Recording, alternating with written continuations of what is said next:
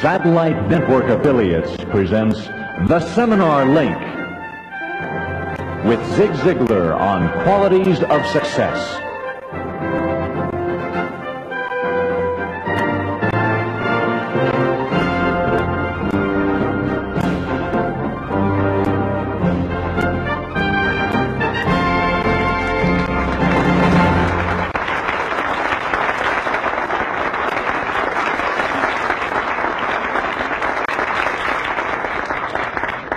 Welcome back. Did you have a nice break?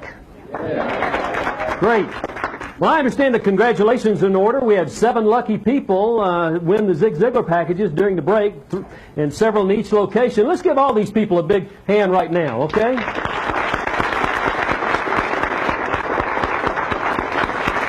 Congratulations to all of you. That's terrific.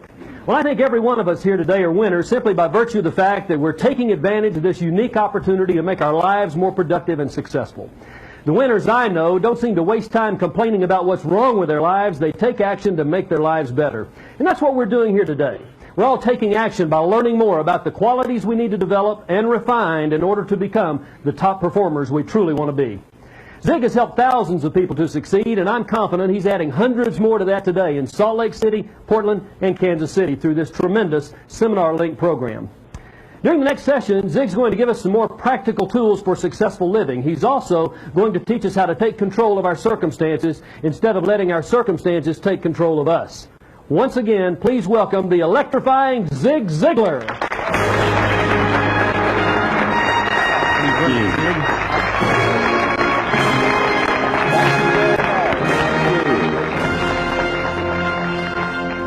Basic situation is this. Right now you feel good. There is no way you could feel anything but good. But what we want to look at is what can we do to make certain we feel good next week, next month, next year. In other words, how can we keep it going? How can we be up most of the time and on when we need to? Now I'm going to put a lot of emphasis in this session along the lines of the fact that you can have everything in life you want if you will just help enough other people get what they want. And what we're going to do, ladies and gentlemen, is we're going to work with a formula.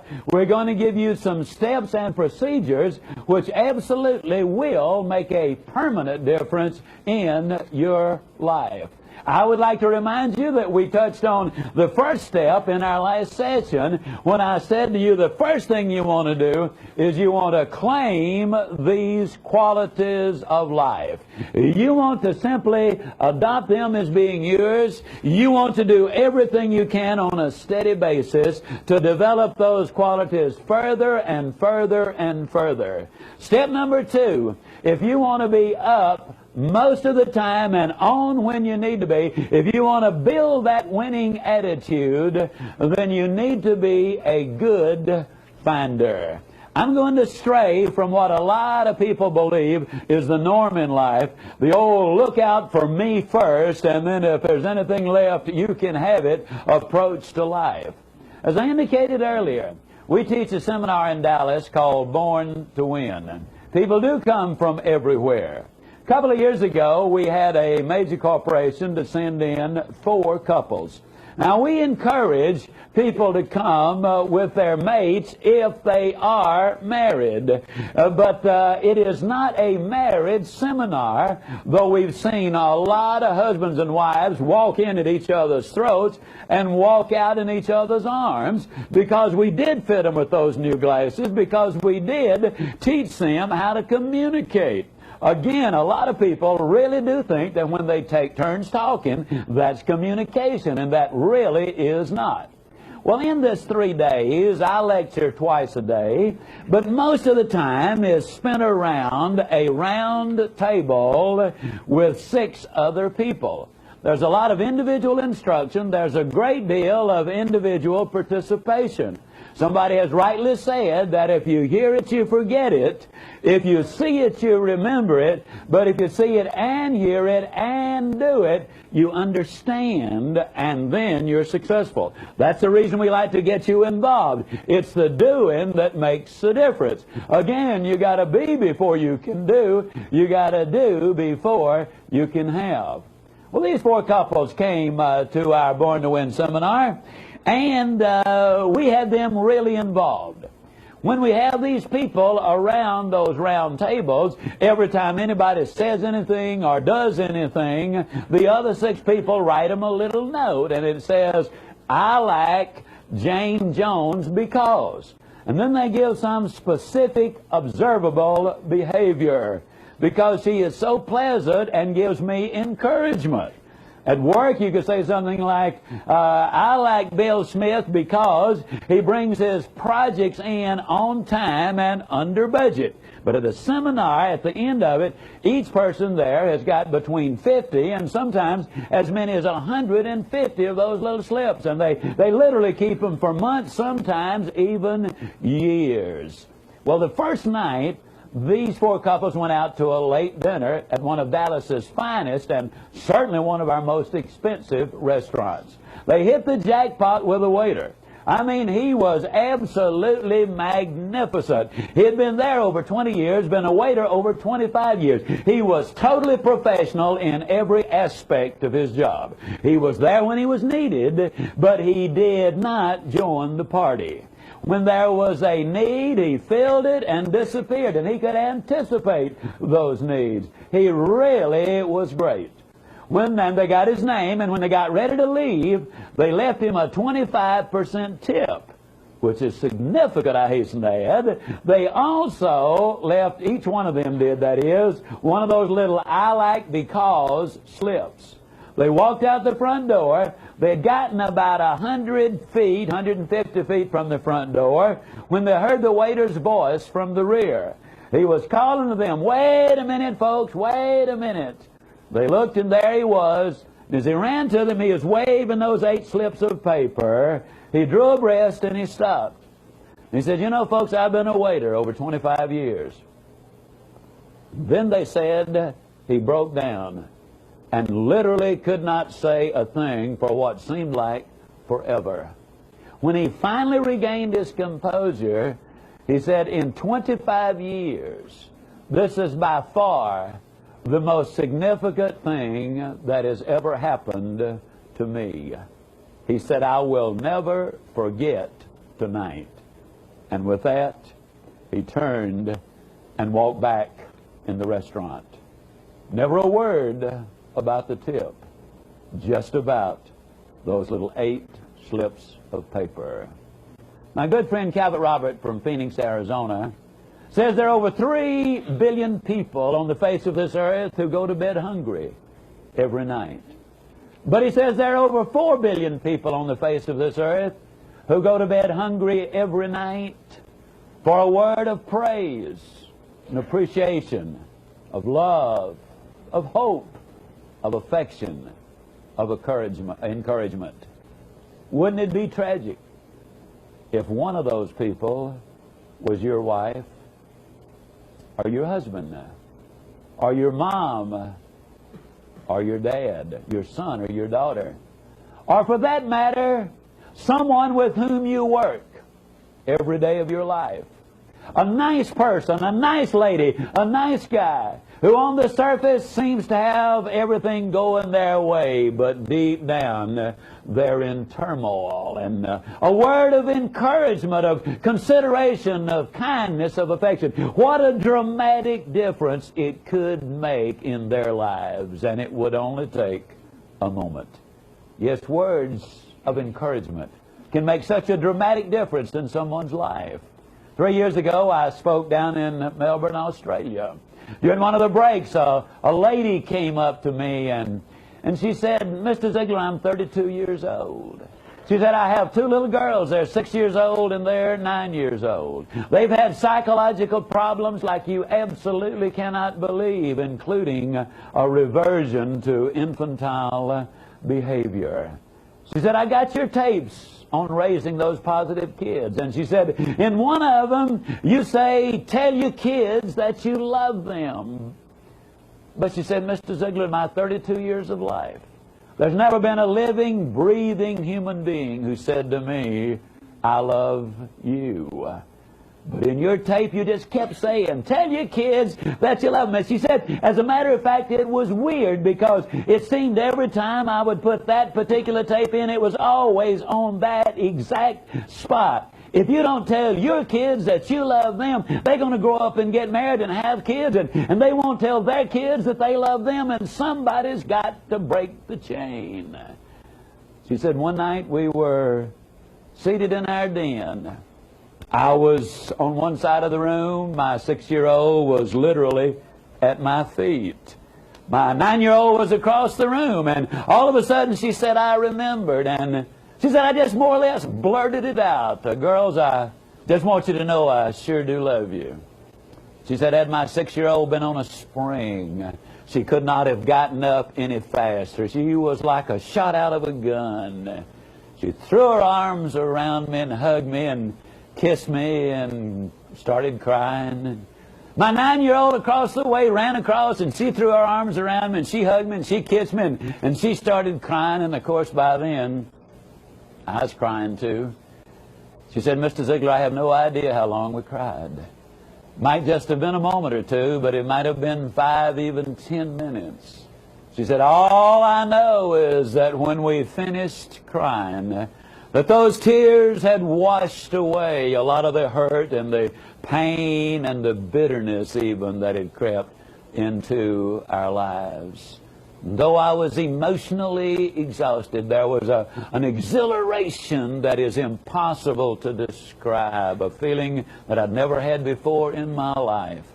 She said, the girls and I promised each other that night that never again would we let a day go by that we didn't start that day and end that day by hugging and kissing and declaring our love.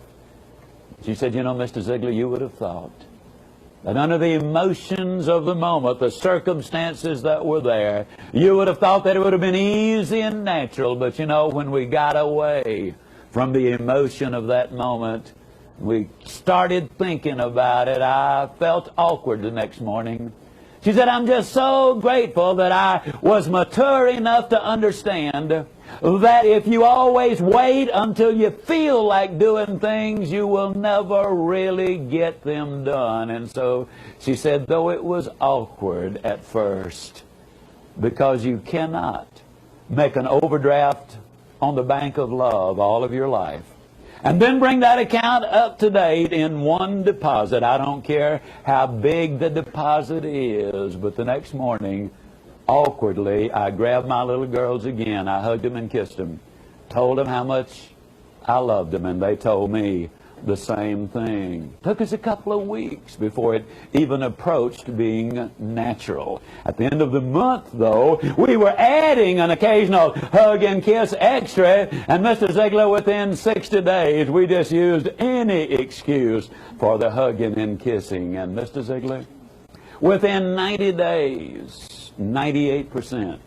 of all of those psychological problems had disappeared. 2,000 years ago, a Jewish scholar wrote a love letter to his relatives in Corinth. Some say it's the most beautiful love letter ever written. He kind of summed it up by saying, love never fails. I was interested to note that when you chose those qualities of success, you put loving in there because it is so important. I take you back to the story of the waiter. Now, I got a couple of points I want to make with that story. Well, one of them just kind of cute. At least I think it's cute. Wouldn't you have just loved to have been at the next table that waiter served?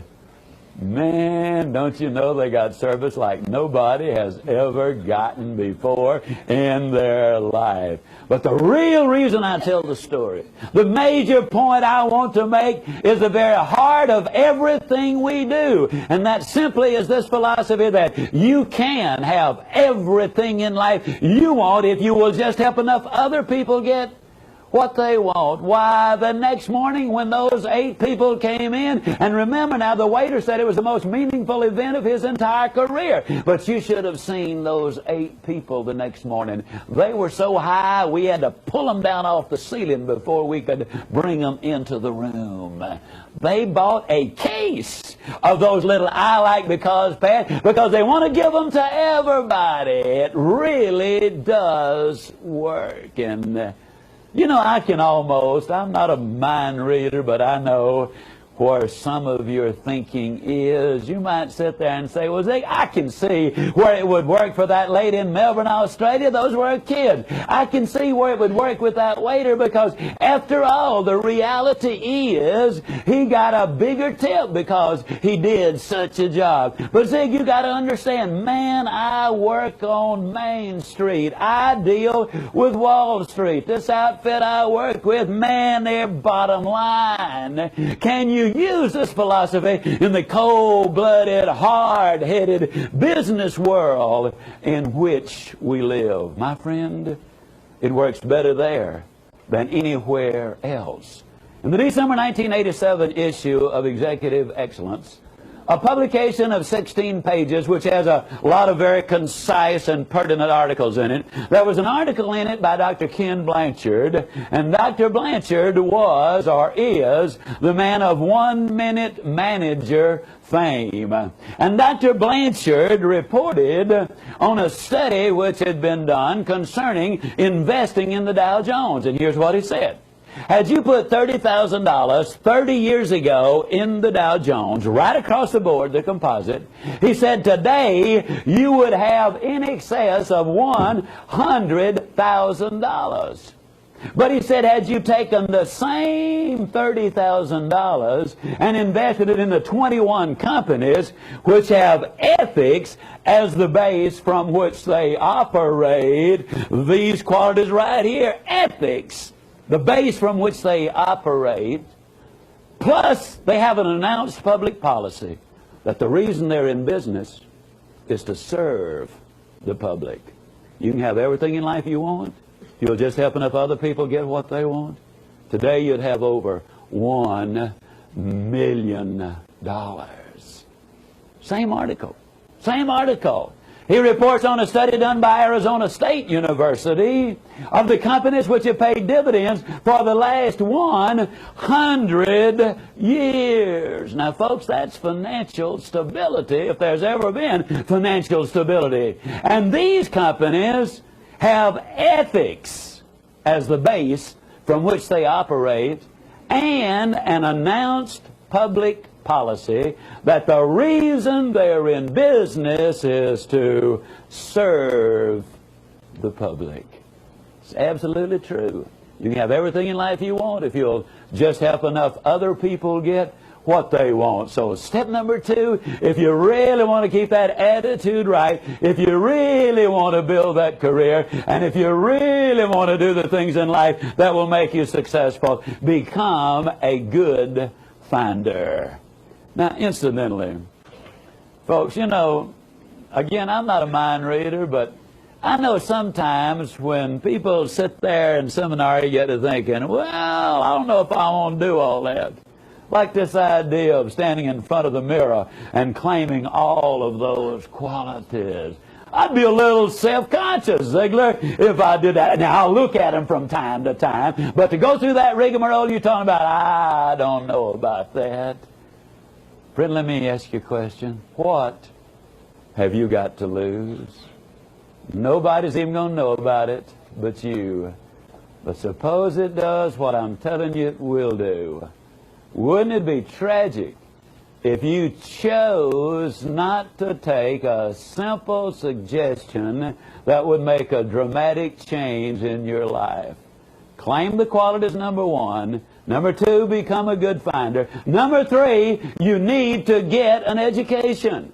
One of the things that I do in our company when we bring someone new aboard, at the moment we have about 80 people, and when we bring someone aboard, I like to spend a little time talking with them to let them know what they can expect from us and kind of to find out what we can expect from them. Kind of to get to know that individual. Recently we had a beautiful lady to join us after she had been on vacation for 23 years. Now, those of you who are mothers will say, Ziglar, that wasn't a vacation.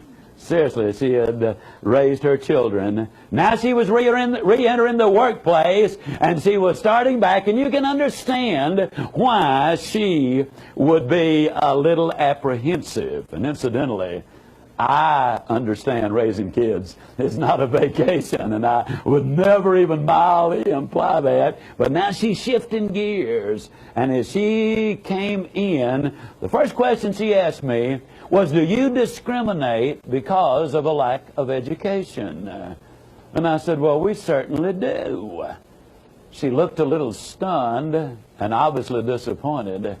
But I said, we never discriminate because of a lack of schooling. Now, there's a dramatic difference in the two. You see, you can finish school, and I definitely think you should. You can even make it easy, and I definitely think you should not. But you can never finish your education, and it is never easy. It's something that goes on and on and on. I'm absolutely convinced that there's literally no excuse in America today for anybody not to have a brilliant education if you can even read at the 5th grade level. And if you cannot read at the 5th grade level, go to your public library. They can put you in touch with the people who are teaching illiterates how to read in most every case. Once you've gotten turned on to what it can mean to you, I believe you'll do it. There's no excuse for not being brilliantly educated. All you need to do is 3 very simple things. Number 1, you should learn 1 new word every day. Now, ladies and gentlemen, that's not an earth-shattering task. Reader's Digest has an article every month or a page in there. It pays to enrich your word power. 1 new word a day in 5 years, you can talk to just about anybody about just about anything. Not because you know a whole lot of big words, but because they have broadened your base. It's gone broader and deeper. And you see, every time you learn a new word, that word's got a couple of buddies. And those buddies have got buddies. You learn 1 new word a day, and in 5 years, I'll absolutely guarantee you it will make a difference. One study involving 1,361 executives revealed, and these are top-level executives, revealed that they had outstanding vocabularies. Vince Roberts lives in Ottawa, Canada. Now, Vince was 37 years old. He had a 5th grade education. He was a cab driver. And he literally spent hours every week at the airport waiting on a fare. He spent hours every week at the hotels waiting on a fare. And then one day, something happened in Vince Roberts' life. I do not know what it was, but something happened. He became inspired. He realized that he did not have to stay like he was or where he was, so he bought himself a book. The book he bought was a dictionary. A 20-pound dictionary. And starting on page 1, word for word for word, he went all the way through that 20-pound dictionary twice. He ended up owning the cab company. He ended up investing in the stock market, becoming a very wealthy man. Today, he travels telling people how you did it. How he did it. Now, my friend, there is no excuse on earth. There's no reason why you cannot learn at least 1 new word every day, and it absolutely will make a difference. Step number 2, in order to get that education, you need to read at least 20 minutes every day. Now, I spend about 2 hours a day or more, But you got to understand, this is my business, this is my life, this is my profession. I got to do it. Fortunately, I just absolutely love to do it. But 20 minutes a day will make a dramatic difference. Now, obviously, I'm talking about reading something good, powerful, positive, biographies, autobiographies, self-help books, motivational books, books about your business, your profession, the industry of which you are a part, books about human nature, how to deal with people. If you are an average reader, that's 220 words a minute. If you will just read 20 minutes a day, at the end of the year you will have read 20 200-page books. That is 18 more than the average American reads in a year's time. That will give you a colossal advantage in whatever it is that you're doing. And folks, the reality is just a little advantage is all most of us need. It's the little things that make the big difference in life. You call a girl a kitten, she'll absolutely love you. Call her a cat, you got a problem, friend, a bad problem. If you say she's a vision, you score all kind of points. Call her a sight, you're in trouble. Fellas, can you imagine you look in your wife's eyes and say, honey, when I look into your eyes, the wheels of time just stand still. Oh, that's beautiful. That's poetry. But can you imagine what will happen if you look her in the eyes and say, you know, honey, when I look into your eyes, when I look into your eyes, I just am reminded that you got a face that stop a clock. I mean, ladies and gentlemen, that is something that would make a difference. It's the little things that make a big difference. If my watch is 4 hours wrong, no problem. But if it's 4 minutes wrong, I'm in trouble. Because you see, I'm scheduled to leave this afternoon at 3:45. If it's 4 minutes slow and I get there at 3:49, well, you can see the problem. Because I made a deal with the airlines that if I'm not there when they get ready to go, that they're just to go ahead without me. And as far as I know, they've always lived up to their end of the agreement. They did it last year in Dallas, I can say that. Little things make a big difference in life. The third thing you need to do to get that brilliant education is you need to regularly listen to cassettes when you're in your automobile. For example, the average salesman, according to my friend Don Hudson, spends 510 hours a year in his automobile. While you're in that car, and the average person, incidentally, I was a visiting scholar at the University of Southern California for 2 years, and they did a study which revealed that if you live in a metropolitan area and drive 12,000 miles a year, that in 3 years' time, you can acquire the equivalent of 2 years of college education while you're in your automobile.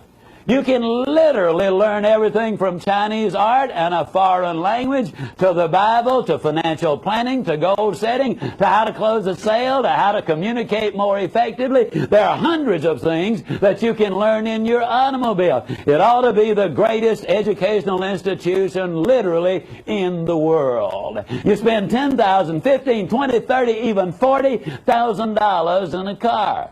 And yet the typical American, let me tell you what they do. They stomp their foot and gripe and groan and complain. Every time the traffic gets a little heavy, they see a jam up front, and they say, daggone it all, when are they going to do something about this? When they see a traffic jam, saying, oh boy, I bet it's going to take me 30 minutes to get through that sucker, and in 30 minutes I can learn 3 new words, I can learn 2 new causes, I can learn about financial planning. That's what I'm talking about. Using the time that you have. You got to go anyhow. Why not get an education while you're on the way? And that won't take 1 minute of your time.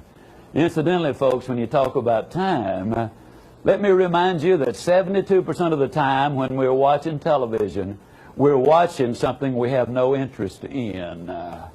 We rush home to see a particular show, The Cosby Show. Wonderful show. I've already seen it twice. It is a good show. But a lot of times people will mash a button and change the channel and watch on the other one, and 4 hours later they say, boy, I can't believe I spent the whole night here doing nothing. I'm talking about utilizing your time. So step number 3 is get an education. Step number 4, if you really want to go to the top, you want to maintain that attitude, you need to learn how to say hello. You need to know how to greet people properly, whether it's in person or whether it's on the phone. Now, I do something, and have been doing it a long time. Regardless of what time of day it is, when I greet people, I always say, good morning. And whether it's 9 o'clock in the morning or 9 o'clock at night, they always respond, in 85% of the cases that is, they'll say, good morning. Now, a lot of times, after they said it, they'll say, it's not morning. Then I'll say, why did you say good morning then? They said, I said it because you said it. I said, that's right. That brings out something very important, ladies and gentlemen, and that's this. When you go out in life to find friends, they're very scarce. When you go out to be a friend, they're everywhere. What you send out is what you get back. If you complain because people in a certain area or building were not very friendly, can you honestly say that you initiated in the friendliness yourself? Send it out and you will get it back. Greet people enthusiastically, whether it's in person or on the telephone. Now, I challenge you to do this. When this seminar is over, go get your yellow pages out, look up 10 numbers. Swap with one of your buddies who's got 10 numbers and dial those 10 numbers, and I'll guarantee you no more than 3 out of the 10 can you identify what the name of that business is. You really cannot. They snatch the phone off the hook as if it were an intrusion. What do you mean dial this number? I wouldn't bother you. Good morning, little company. And you have no more idea than a goat who you have called. I challenge you. Call us in Dallas, 214-233-9191. Got a watch number, but it'll do you more good. Spend your own dollar. Call us down there, and our lady will pick up that telephone, and with considerable enthusiasm, she'll say, good morning. Now, a lot of people say, Ziglar, is it always a good morning? It sure is, and if you don't believe it, you just try missing one of them. Then she makes a little motivational speech. She says, it's a great day at Zig Ziglar's. And this is Shirley. May I help you? There are 11 words involved. It takes 4 to 5 seconds to do that. It will save you an average of 9 seconds because nobody ever says, how'd you say it was? Which company is this? Where are you? They've gotten the communication very clearly. Now, when I'm at home, and I do stress this is when I'm at home, when I answer the telephone, I answer it many times singing, oh, good morning to you. Now, I'll be the first to admit sometimes there's a long pause. A lot of times I'll sing, if you don't speak up, I'm going to hang up. And they'll say, who is this? I'll say, whoever you want. Who do you want? Man, you sure do feel good today. I say, yeah, many years ago, I decided I was going to feel good today. Good friend of mine, before his tragic death, Dr. John Kozak, a brilliant young psychiatrist, told me that over 90% of the way we feel is determined by the decision we make as to how we want to feel and how we expect to feel. There are 51 diseases which are psychosomatic in origin. Answer it with enthusiasm. A lot of times I'll pick up the phone and I'll just say, howdy, howdy, howdy. Now, my favorite way of answering the phone at home, good morning, this is Gene Ziglar's happy husband. Now, I do it for 2 reasons. Number 1, it's the truth. And number 2, fellas, you just can't believe how many points I score with that redhead when I answer that telephone that way. And I love to score points with a redhead. Now, when one of my grandchildren are around, I have 2 that are the right age for this. One of them is named Sunshine for obvious reasons. The other one is named Keeper. Now, you know, when a fisherman pulls in a good one, he's got a keeper. And so when we first saw her, we knew we had a keeper, and that's where the name comes from. If one of them are around, I'll pick up the telephone and I'll say, good morning, this is Sunshine's proud granddaddy. Those little eyes just light up and think of what that does to her self-image. One day Keeper was over at the house. She and I had been talking up in my office. The redhead was down in the den, and then Keeper left me and went downstairs, and I had to ask the redhead something, so I just picked up the phone and dialed her, and Keeper picked up the telephone. She said, "Good morning, this is Mama's happy granddaughter."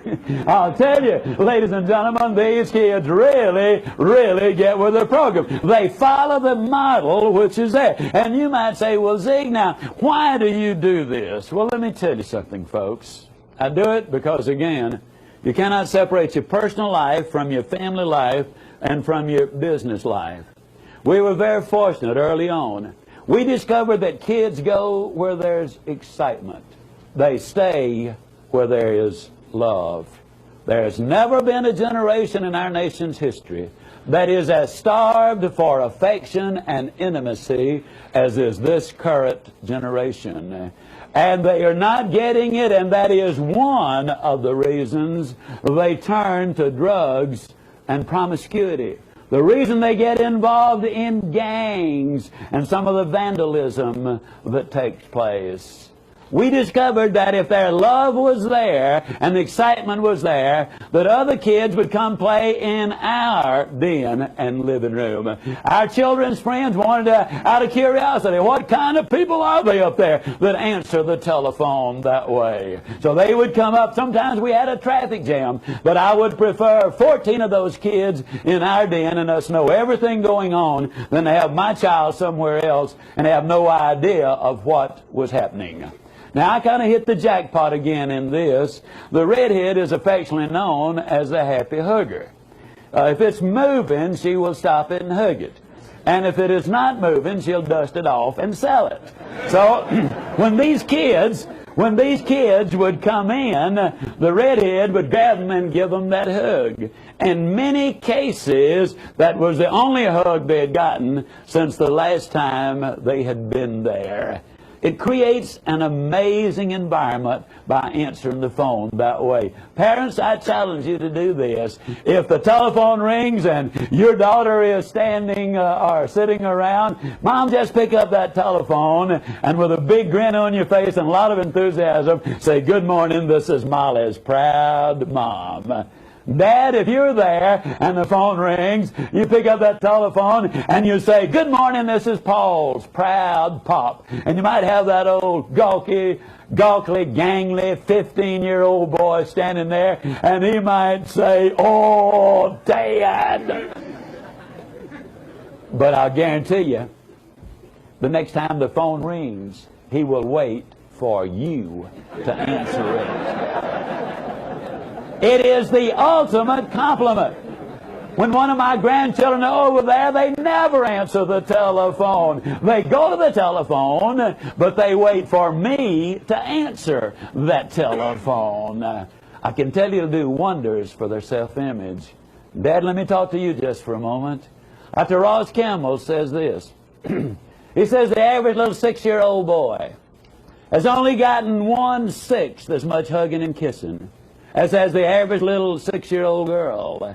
And in the first grade, little boys get in 9 times as much trouble, or 9 times as likely, rather, to have a speech difficulty as are little girls. Dr. Campbell said that in all of his years of research and all of his years of practice, he has never known a single human being with a sexual dysfunction who had a father who was gentle and affectionate and compassionate and loving and kind and some of those other feminine qualities.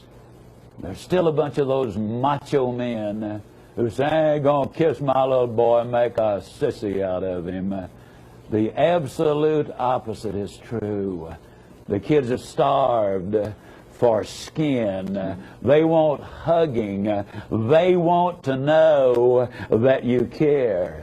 And fellas, I'll say the same thing about your wives. Let me tell you something. They resent it when you ignore them all day and then give them your undivided attention when the lights go out.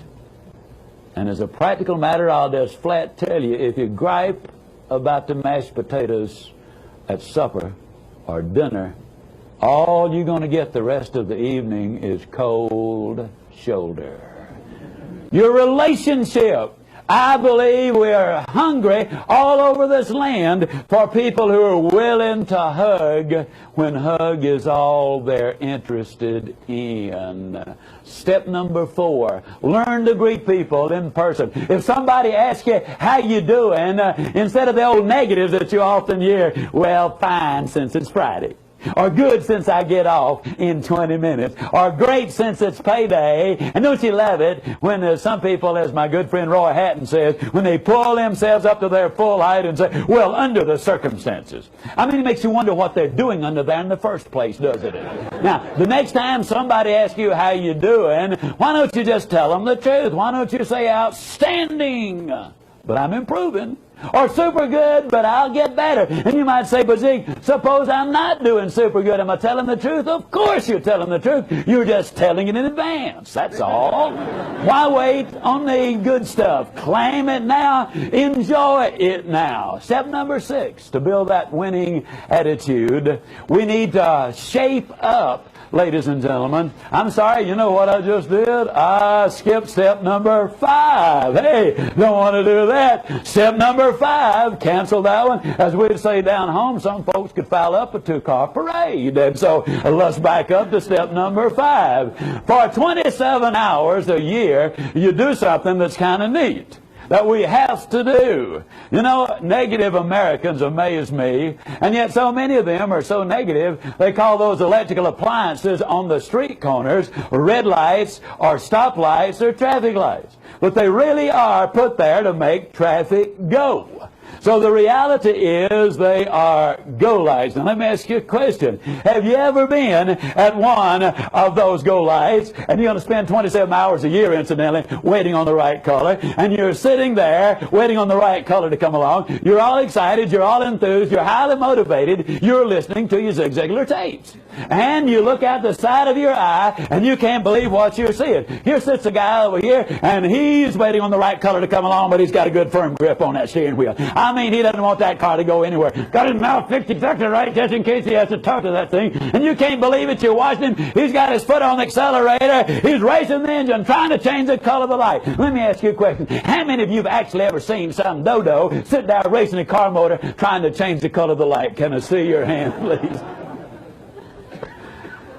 Folks, I hate to be negative. Matter of fact, I won't be negative. I'll be like a little boy came home from school one day and said, Dad, I'm afraid I flunked that arithmetic test. His dad said, son, that's negative. Be positive. He said, Dad, I'm positive I flunked that arithmetic test. I'm absolutely positive that by racing that car motor, you're not going to change the color of that light. Now, every once in a while, and I know we got some very prominent, enormously successful people watching this, and some of them are very sophisticated, and I know some of them say, well, I certainly would not say super good, but I'll get better, or outstanding, but I'm improved. I just wouldn't say things like that. That's a little amateurish. That's even a little juvenile. Well, friend, if you think it's juvenile to say super good, but I'll get better, just what do you think it is to sit there and race that car motor trying to change the color of the light? Now, that's just not going to work. Good friend of mine, Bernie Lopchick in Winnipeg, Canada, is really more a brother. Bernie is the most positive human being I've ever seen. He's so positive he's never had a cold. Once in a great while he has a warm. He's so positive he won't even talk about the weekend. He says that's negative. He calls it the strong end. And you might say, now come on, Ziglar, you got to be kidding me. Super good, strong ends, go lights, all of that kind of stuff. Is that necessary? No, you can be mediocre without it. Mediocre? Who does that dude think he's talking to? I'm the president of my own company. Mediocre? I'm worth over $10 million. Mediocre? Why, I have led the nation in sales every year for the last 3 years. Mediocre? I've got 2 PhDs. Well, bully for you. I still say mediocre, because success is not measured by what you've done. compared to what somebody else has done. You might have 10 times the ability they have. Success, real success, is measured by what you've done with the ability you have, compared to what you could have done with the ability you have. This procedure is not designed to help you beat anybody. This is designed to make you number one. You see, everybody can't be the biggest and the fastest and the strongest and the smartest, but everybody can be number one. And you are number one when you get up every morning and look yourself in the mirror and say, today I'm going to give it my best shot. You're number one when at the end of that day, you can get back in front of that mirror and say, today I gave it my best shot. You're number one with the one who is the most important as far as your success is concerned. So step number 5, if somebody asks you, ladies and gentlemen, directions, instead of saying you go down to the red light, tell them the truth. You say you go down to the go light. And the minute you say go light, you'll grin just like you walk through a swinging door on somebody else's push. I mean, you'll get excited about it because it will remind you of today. It'll bring you right back in your own mind right here, and your whole pattern of thinking will be lifted. Step number 6, shape up physically. Now, when I talk about shaping up physically, there are about 3 factors involved.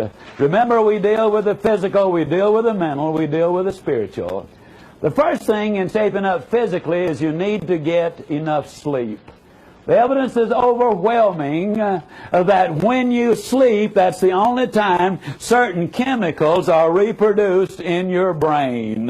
And these chemicals are necessary to keep your body in balance. If you do not get enough sleep, the first thing you lose is that incredible energy. The second thing you lose is you lose that alertness that makes a difference. And third, you become more susceptible to becoming addicted to prescription drugs or the illegal drugs. So get enough sleep. What is enough?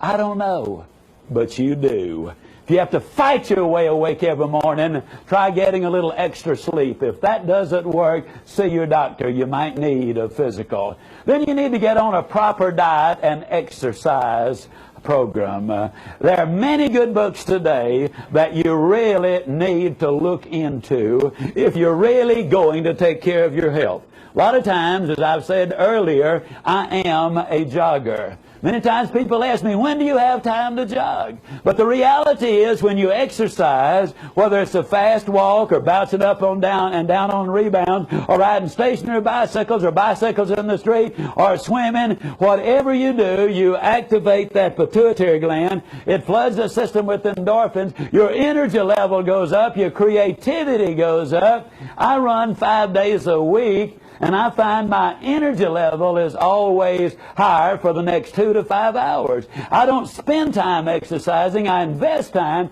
and get a tremendous return. Third thing to do about your physical conditioning, folks, is avoid the poisons. Now, there's some people who get a little uncomfortable when I say this, but I've got to tell you what I know is truth. There's an old saying that you can deny truth, but you cannot avoid it. The day is going to come when it will be there. Every time you light up a cigarette, you have just decided to die 16 minutes earlier than you otherwise would have died.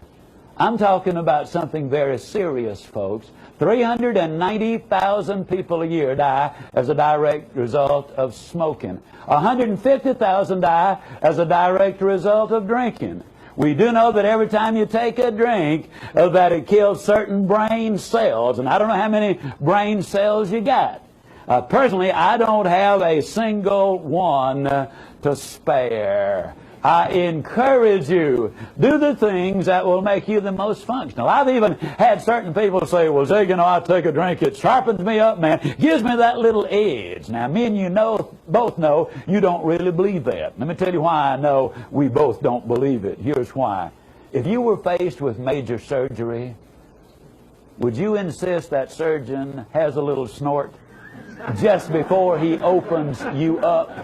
No way. And you're not as sharp either. If you really want to build a winning attitude, step number 7, you need to give it your best shot. Whatever it is that you do, give it your best effort. Now, in corporate America, ladies and gentlemen, I believe that the worker who has said, I will be there at 8 o'clock, that's when my day starts, and I'll stay to 5, I believe most of them will do exactly that. But the question is, how do they get there at 8 o'clock? Here's what I've noticed. I've noticed that most of them get there absolutely in a dead run. I mean, at last 200 yards, they get there. I mean, they are all huffing and puffing. Oh boy, the traffic was there. I didn't think I was going to make it. Man alive. They're unpacking their gear, and they make their way back to the coffee room. They get them a cup of coffee, and they come back, and they finish unpacking it. And 10 minutes after their pay starts, then they go to work. Now, if they're supposed to work until 5 o'clock, I believe the American worker is a conscientious, sincere individual, and I believe that if they're supposed to be there at, that particular time and stay there until 5 o'clock, I believe they stay until 5 o'clock. But if you could turn the video cameras on corporate America, all over America at 5 o'clock, here's what you'd see. The workers in a three-point stance, the bell rings, and boom, like they're shot out of a cannon. What they do then is they get out of there. Now, they talk about the freeways being dangerous today. Let me tell you where the danger is. It's trying to get out of corporate headquarters and out of the parking lot. That's where the danger is. Let me tell you something. You want to get ahead in what you're doing? My friend, let me encourage you. Get there 10 minutes early. Be ready to go at 8 o'clock. That's so important. Stay there until 5 o'clock, and then you pack up at 5 o'clock, and then you leave. Dr. Joyce Brothers says, you cannot consistently perform in a manner which is inconsistent with the way that you see yourself. This will do so many wonderful things for your image because you know you are doing what you're being paid to do. You're accepting responsibility. You're disciplining yourself to do the job properly. And I'll tell you something else. The boss is looking. And those first 10 minutes and those last 10 minutes definitely will make an impression. Give it your best shot. When I was a boy down in Yazoo City, Mississippi, I was born in L.A., that's Lower Alabama. But when I was in Yazoo City, Mississippi, I worked in a grocery store.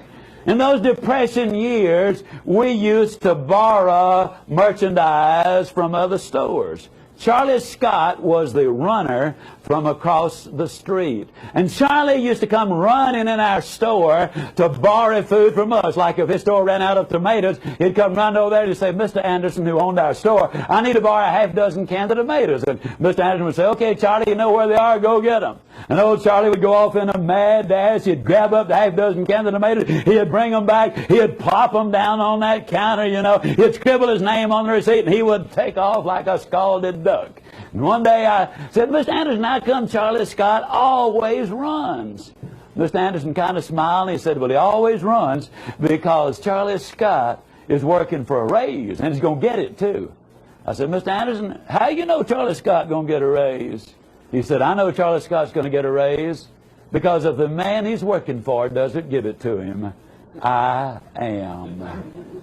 It's an absolute fact of life that when you do more than you're paid to do, you will eventually be paid more for what you do. I was speaking at Clarksville. I was speaking in Clarksville, Mississippi, at the University of Mississippi State. When I finished that seminar, a tall, red-headed gentleman came up to me, and he said, Mr. Ziglar, he said, when have you last seen Charlie Scott? I said, well, I left for the Navy back in 1944. Charlie is 2 years older than I am. He left 2 years before then. I haven't seen him since. He said, you probably wouldn't even know him, would you? And I said, no, I really wouldn't. He said, I didn't think so. He said, I'm Charlie Scott. His friends told me that Charlie Scott had taken the lessons of childhood until they became the instincts of his adult life. At age 50, he retired a very wealthy man. I simply am saying this to say to you, ladies and gentlemen, that it makes no difference where you start. That if you will take these principles that we've been talking about throughout this entire seminar, that they in fact will enable you, by utilizing the principles, by developing the qualities which we have identified, by applying yourself, by giving it your absolute best shot, that you can start from where you are and get the things you want in life. I will remind you yet one more time that failure is an event. It is not a person. I will remind you that regardless of what's happened in the past, the future can absolutely be magnificent. I also will encourage you to spend some of the time of your life with the ones that you love. Our research states beyond any reasonable doubt that if we have balance in our life, we're going to be able to accomplish more of our objectives than if we only have that one financial objective. And again, I'm not putting money down, but there are a lot of other things that go along with it. I close with this. Believe in you. You were created by God in His own image. He loves you. He wants the best for you. Believe in your fellow human beings. Believe in what you're doing. Give it your best shot. Believe in the good old USA. I've been almost all over the world, folks. There's not another land like it.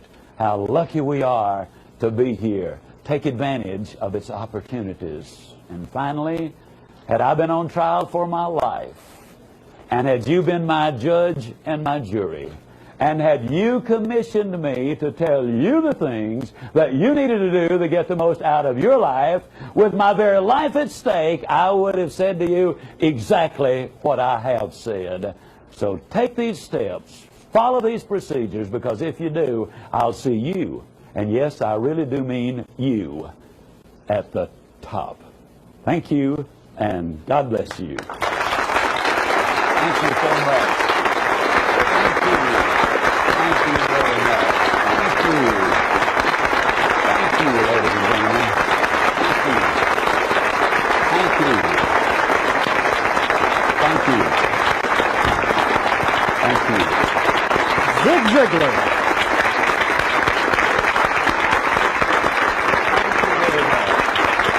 Thank you.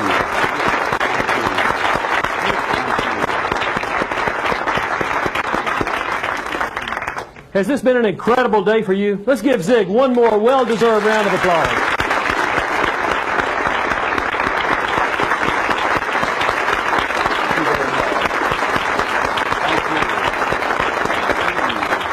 I've worked with Zig for over 20 years and over 250 appearances, and never has he been better than he was today for you, the SNA audience, here in Salt Lake City and Portland and Kansas City. You know, I kind of hate to see our day here together come to an end, but I guess it's really just a new beginning for each of us, isn't it? We now have the challenge to take these valuable, life-changing principles we've learned here today and incorporate them into our everyday lives. That's a true test for us, because when the excitement of the moment fades away and we're caught once again in the daily grind, it's much too easy to forget that these are the vital issues which determine the quality of our lives, our happiness, our success, and indeed, our personal destiny is solely up to each one of us. Well, before you leave today, I want to ask you one more time to please complete the pink evaluation form in your seminar packet. Your opinions are very valuable to us. Be sure to watch, too, for the upcoming SNA program schedule. It'll be featuring several excellent programs each month, which are coming right to your city. The seminar link will continue to have the finest speakers and the most timely topics. Remember, the seminar link is your connection to the world's best. Thank you and goodbye.